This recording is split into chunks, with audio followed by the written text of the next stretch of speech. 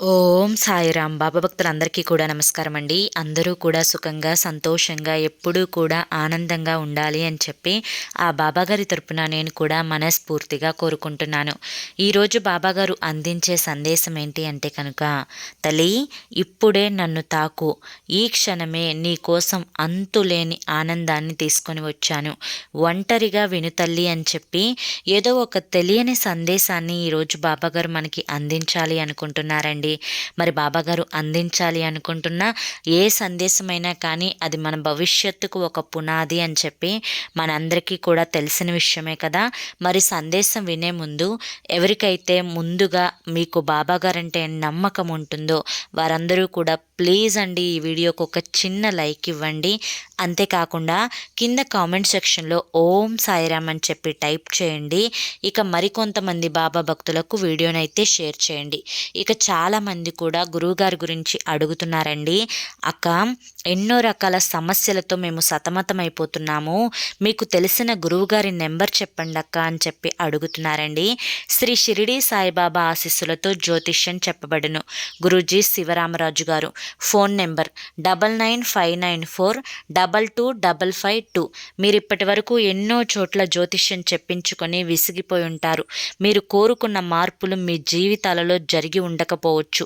మీ సమస్యలు ఏవైనా కానివ్వండి, ప్రేమ, పెళ్లి, ఉద్యోగం, రాజకీయం, సంతానం లేక ఇబ్బంది పడుతున్నా, భార్యాభర్తల మధ్య గొడవలున్నా, అప్పుల సమస్యలున్నా, శత్రు సమస్యలున్నా, ఇలా ఎటువంటి సమస్యలకైనా కానీ గురువుగారు ఆ సమస్యలకు తగిన పూజలు చేసి మీకు వెంటనే పరిష్కార మార్గాన్ని చూపిస్తారు.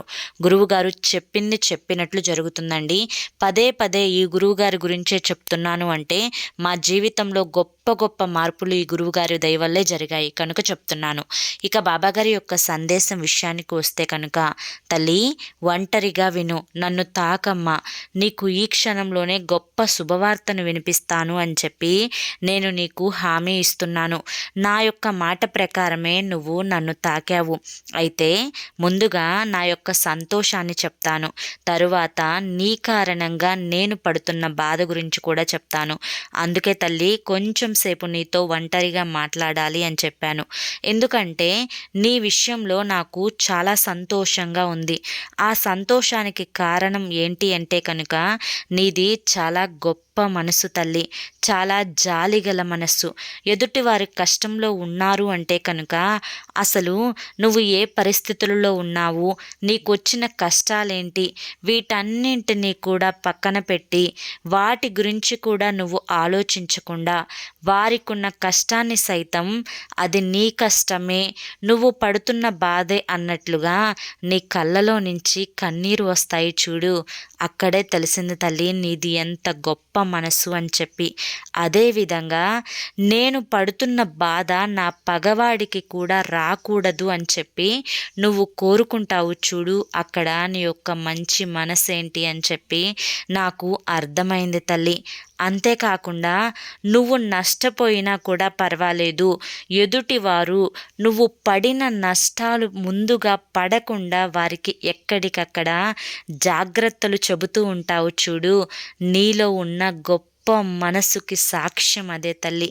అంతేకాకుండా నీకు వచ్చిన విద్య వల్ల నువ్వు బాగుపడి మళ్ళీ కొంచెం నీ యొక్క గ్రాఫ్ అనేది డౌన్ అయినా కూడా ఎదుటి వారి యొక్క గ్రాఫ్ అనేది నీ యొక్క కష్టం వల్ల, నీ యొక్క విద్య వల్ల నిన్ను అంటే నీ దగ్గర నేర్చుకొని కూడా వారు మరింత పై స్థాయికి ఎదుగుతుంటే వారిని సైతం చూసి నువ్వు ఈర్ష్య పడకుండా ఇంకా వారు గొప్ప స్థాయికి ఎదగాలి, ఇంకా వెళ్ళాలి అని చెప్పి కోరుకుంటావు చూసావు, అది నీ యొక్క ఉన్నతమైన మనసుకి సాక్ష్యం తల్లి.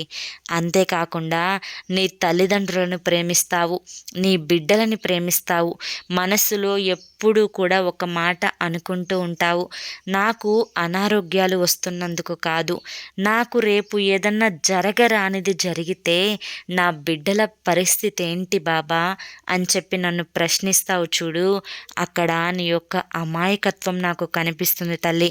ఇక్కడ నేను నీ మంచి మనసును చూశాను, నీ జాలి మనసుని చూశాను, నీ యొక్క అమాయకమైన మనసుని చూశాను, నీలో గొప్ప మనసుని కూడా చూశాను. ఇన్ని మంచి లక్షణాలు అనేవి నీలో ఉన్నాయి కాబట్టే నువ్వు నా భక్తురాలిగా ఎంపిక కాబడ్డావు.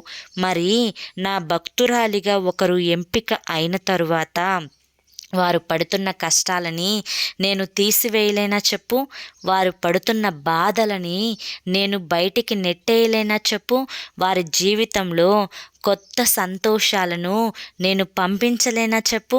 అయితే ఇప్పుడున్న నా యొక్క విషయం పట్ల నీ యొక్క జీవితంలో నీ నుంచి నేను తెలుసుకున్న గొప్ప విషయాలు ఏంటో, నేను సంతోషపడ్డ గొప్ప విషయాలు ఏంటో ఇప్పుడు నేను నీతో చెప్పుకున్నాను.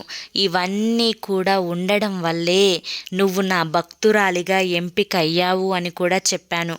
అయితే ఇప్పుడు ఈ బాబా నీ యొక్క జీవితం పట్ల బాధపడుతున్న విషయాల గురించి చెప్తున్నారు. జాగ్రత్తగా విను. ఏంటి అంటే కనుక తల్లి, నీలో ఉన్న అమాయకత్వం ఉంది చూసావు, ఈ అమాయకత్వం అనేది నువ్వు చిన్న పిల్లగా ఉన్నప్పటి నుంచి ఇప్పుడు నువ్వు పెద్ద వయసు వచ్చేంత వరకు కూడా నీ యొక్క అమాయకత్వంలో ఎటువంటి మార్పులు రాలేదు తల్లి. మరి దీన్ని చూసి ఒక తండ్రిగా నేను ఎలా సంతోషపడతాను? బాధపడడం తప్ప. అంతేకాకుండా నేను నీకు సందేశాల రూపంలో ఎప్పటికప్పుడు కూడా ఎదుటి వారి యొక్క మనస్తత్వాల గురించి జాగ్రత్తలు వివరించి చెప్తున్నాను. అయినా కూడా పదే పదే నువ్వు ఎదుటి వారిని నమ్మి వారి యొక్క మాటలలో పడిపోయి మోసపోయి మళ్ళీ అందితే కాళ్ళు అందకపోతే జుట్టు పట్టుకునే వారి పట్ల నువ్వు నీ యొక్క శ్రద్ధను చూపించడం, దాని విషయంలో నేను చాలా అంటే చాలా బాధపడుతున్నాను తల్లి. అయితే ఇక్కడ నువ్వు నన్ను ప్రశ్నిస్తున్నావు ఏంటి అంటే కనుక, బాబా నాకు అన్నీ తెలుసు, అందితే కాళ్ళు పట్టుకుంటున్నారు, అందకపోతే జుట్టు పట్టుకుంటున్నారు, వారి యొక్క అవసరాలు తీర్చుకోవడం కోసం మాత్రమే నటిస్తున్నారు. వారి యొక్క అవసరాలు తీరిపోయిన తర్వాత కనీసం పన్నెత్తి కూడా వారు నన్ను పలకరించడం లేదు. ఇదంతా కూడా నాకు తెలిసినా నేను కూడా వారితో స్నేహంగా ఉంటున్నాను అంటే కనుక దానికి ఒక బలమైన కారణమే ఉంది బాబా. అదేంటి అంటే కనుక, మరి నా బిడ్డల విషయానికి వస్తే రేపు మంచైనా చెడైనా నలుగురిలో విలువగా ఉండాలి అన్నా కానీ దేనికైనా నాకు వారితో అవసరం ఉంది. ఎందుకంటే వారు ఇప్పుడు నన్ను ఏ రకంగా అవసరాలకి వాడుకుంటున్నారో రేపటి రోజున వారిని కూడా నేను అవసరాలకి ఉపయోగించుకోవాలి కదా. వారు నాకు చేసేది ఏమీ లేకపోయినా కూడా నలుగురిలో నా వాళ్ళు అని చెప్పి వారు పక్కనే నుంచోవడం వల్ల నా బిడ్డల యొక్క స్థాయి అనేది పెరుగుతుంది కదా. ఇవన్నీ కూడా ఆలోచించే నేను ఈ నిర్ణయం తీసుకొని కొన్ని చోట్ల లొంగుతున్నాను బాబా అని చెప్పి నువ్వు నాతో చెప్తున్నావు. అయితే అది వాస్తవమే, కానీ నిజానికి వారు నిన్ను చూసి అక్కడికి రారు. ఎందుకంటే నీకంటే ఎక్కువగా సహాయం చేసేది ఎవరు అంటే కనుక అది నీ బంధం. నీ యొక్క బంధాన్ని చూసి మాత్రమే వారు నీ యొక్క అవసరాలను తీర్చడం కోసం వస్తారు. నీ బంధానికి కూడా తెలుసు వారు ఎంతవరకు ఉండాలో అంతవరకే ఉంటారు అని చెప్పి. కానీ ఇక్కడ ఎవరి స్వార్థాన్ని వాళ్ళు చూసుకుంటున్నప్పుడు, నీకు నొప్పి కలిగినప్పుడు ప్రశ్నించడంలోనూ, నీకు హాని కలుగుతున్నప్పుడు తప్పించుకోవడంలోనూ నీ యొక్క తెలివితేటలనేవి తప్పకుండా నువ్వు చూపించి తీరాలి తల్లి. ఇక్కడ నువ్వు చూపించడం లేదు.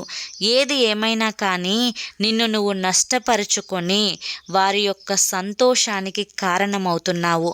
వారి యొక్క సంతోషాన్ని సంతోషానికి కారణమవుతున్నందుకు నాకు బాధగా లేదు. ఎందుకంటే అక్కడ నా బిడ్డ పిచ్చిదైపోతుంది అని చెప్పి బాధగా ఉంది తల్లి. కనుక ఈ విషయం పట్ల నీ విషయంలో నేను చాలా బాధపడుతున్నాను. ఇప్పటికైనా కానీ అందితే కాళ్ళు, అందకపోతే జుట్టు పట్టుకునే వాళ్ళని ఎక్కడ ఉంచాలో అక్కడే ఉంచడం నేర్చుకో. ఇది ఏ మాత్రం కూడా తప్పు కాదు. ఈ బాబా ఏంటి నాతో ఇలా చెప్తున్నారు? బాబా అందరూ బాగుండాలి అని చెప్పి కోరుకుంటారు కదా, కానీ ఎందుకు ఇలా మాట్లాడుతున్నారు అని చెప్పి నీకు అనుమానం రావచ్చు.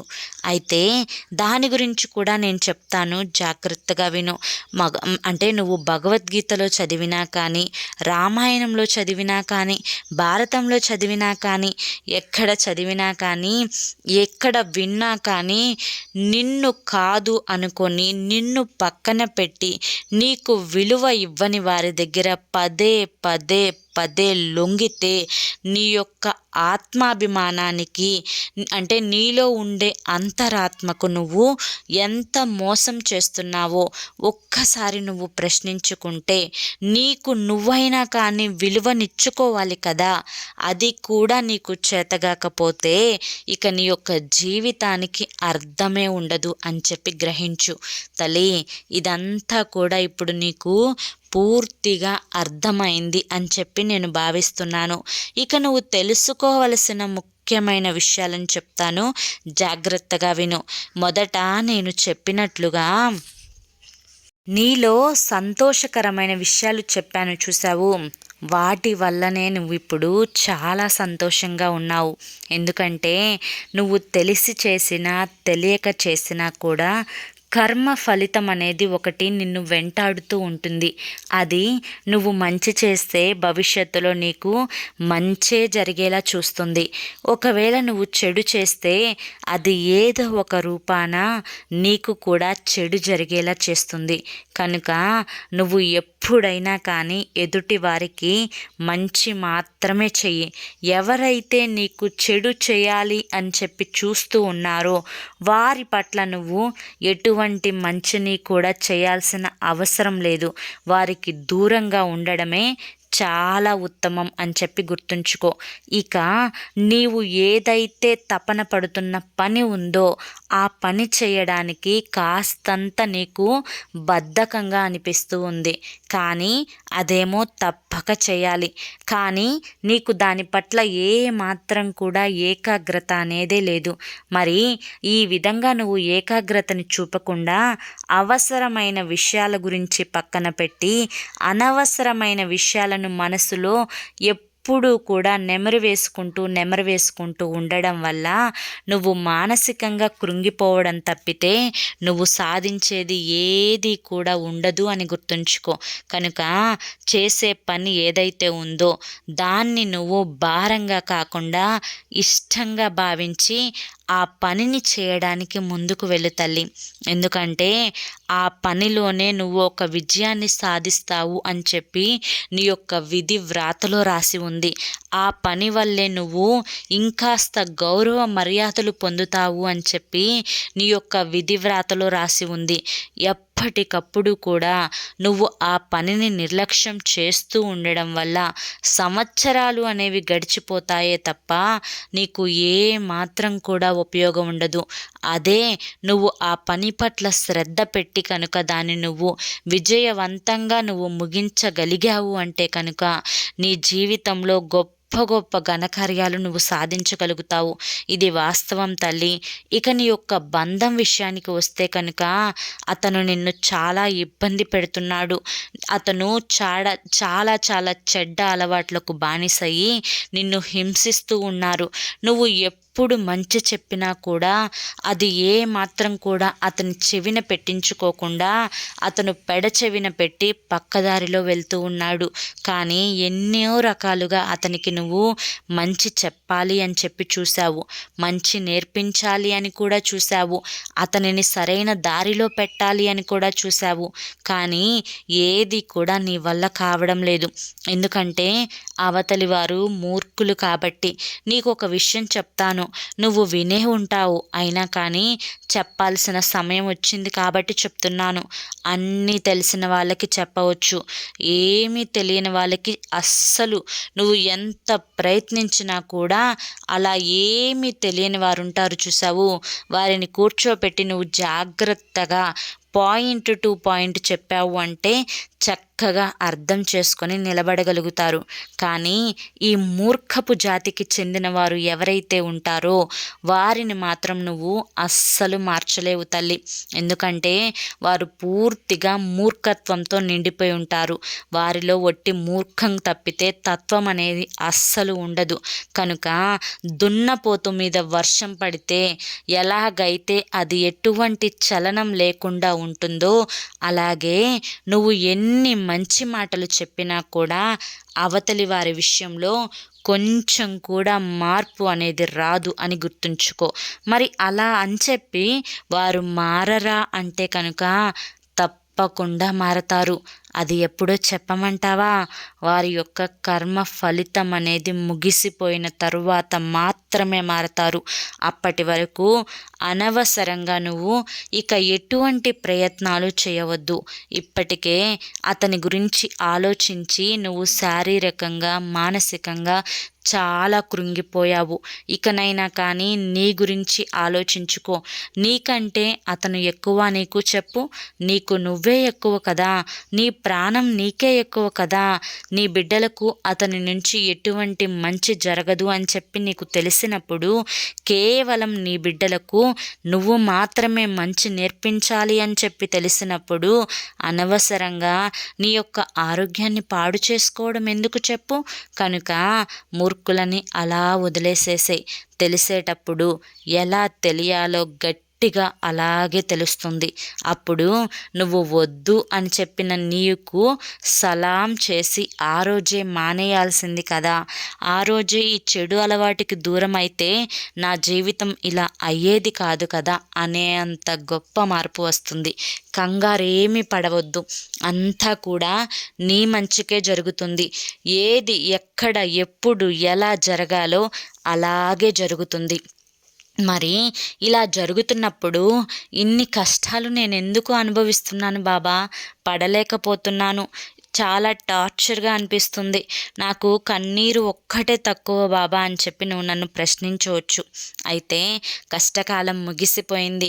నువ్వు నన్ను ఎప్పుడైతే తాకావో, ఎప్పుడైతే నువ్వు నా భక్తుడిగా నేను నియమించుకున్నానో అప్పటి నుంచే నీ యొక్క కష్టకాలం అనేది దాదాపుగా 100కి 80% అనేది తగ్గిపోయింది.